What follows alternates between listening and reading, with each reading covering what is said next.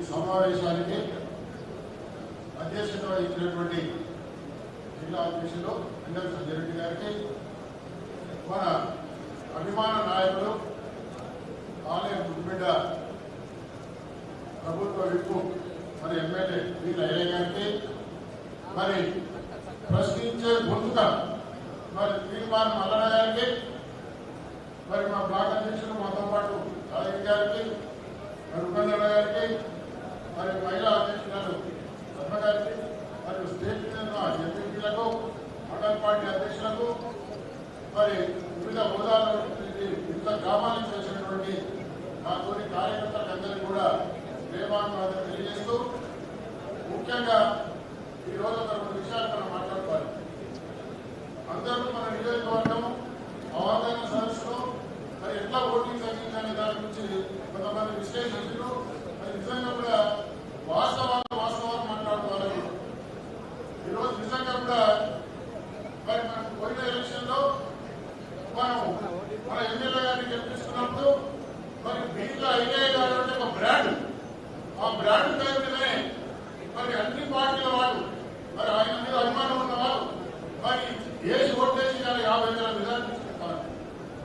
మరి అదేవిధంగా మరి ముఖ్యంగా కూడా ఒక ఆలోచన చేయాలి. మనం ఆ రోజు ఏదైతే మన వీళ్ళ గారికి వచ్చినటువంటి మెజార్టీ ఏదైతుందో మరి ప్రతి మండలాన్ని చూసుకుంటే ఈ రోజు మరి మనం ఒక భేటీ చేసుకున్నట్టయితే నిజంగా కూడా వాస్తవాన్ని మాట్లాడుకోవాలి. ఇతర కార్యకర్తల సమావేశము కాబట్టి నేను వాస్తవాలే చెప్తున్నాను. ముఖ్యంగా ఈ రోజు నేను ఏదైతే బ్లాక్ ప్రెసిడెంట్ గా ఉన్నానో రాజగిరిగుట్ట, రాజాపేట, దుర్గపల్లి, బొమ్మరాంపల్లి 4 మండలాల్లో మరి మేము ఎమ్మెల్యే గారికి ఖచ్చితమైన హామీ ఇస్తున్నాం. మేము 10 నుంచి 15,000 మెజార్టీ మరి రామల కిరణ్ కుమార్ రెడ్డి గారు ఏదైతే ఎంపీ పోటీ చేసిన వారికి ఖచ్చితంగా ఆ మెజార్టీ వస్తుందని మేము ఎమ్మెల్యే గారికి ఈ సభాముఖంగా మరి మేము మాటిస్తున్నాం. ముఖ్యంగా ఏంటంటే ఈరోజు కార్యకర్తలు ఉత్సాహంగా పనిచేసారు. మరి కొత్త పాత అనే దాని మీద కొంత సంశయాలు వచ్చి మరి ముఖ్యంగా నేను ఏమంటున్నానంటే రేపు పొద్దున ఉన్నది మనకు స్థానిక సమరం. మరి స్థానిక సమరంలో మరి కావలసినటువంటి వివిధ హోదా సర్పంచులు, ఎంపీటీసీలు, జిల్లా జడ్పీటీసీలు వీళ్ళందరూ కావాల్సి ఉన్నారు. కాబట్టి ఎమ్మెల్యే గారికి ప్రతి గ్రామంలో ప్రతి కార్యకర్త మీద అవగాహన ఉన్నటువంటి వ్యక్తి మన ఎమ్మెల్యే గారు. వారు ఎవరికి ఇవ్వాలి, ఎవరిని నిలబెట్టాలి, ఎవరైతే గెలుస్తారో 100% మనం ఆలయంలో మరి మన కాంగ్రెస్ పార్టీ తరఫున మన అన్ని సర్పంచులను, ఎంపీటీసీలను గెలిపించుకోవాలనుకున్నప్పుడు మరి వారికి తీసుకున్న నిర్ణయం మన జిల్లా అధ్యక్షులు సంజయ్ రెడ్డి గారు ఉన్నారు. మరి అదే రకంగా మనకు ఉన్నటువంటి ముఖ్య కార్యకర్తలు సమావేశమై ఆ నిర్ణయం తీసుకుని మీరు ఎలాంటి అనుమానం పడాల్సిన పని లేదు. ఇలా కొత్త పాత్రకు స్థానించాల్సిన పని లేదు. రెండో విషయం ఏంటంటే మరి ఈ రోజు మరి మన దగ్గర ఇప్పుడు ఎమ్మెల్సీగా మన తీర్మాన్ మల్లన్న గారు వచ్చారు. మీకు తెలుసు తీర్మాన్ మల్లన్న అంటే ఒక బ్రాండ్, ఒక రాష్ట్రానికి ఒక బ్రాండ్ అయినటువంటి వ్యక్తి. ఎందుకంటే రొత్తులు లేస్తే మన తీర్మాన్ వార్తలను చూస్తే ఆయన ప్రశ్నించే గొంతుకై మరి గత ప్రభుత్వంలో చేసినట్టు అవినీతి మీద పోరాడినటువంటి వ్యక్తి మరి మల్లన్న గారు.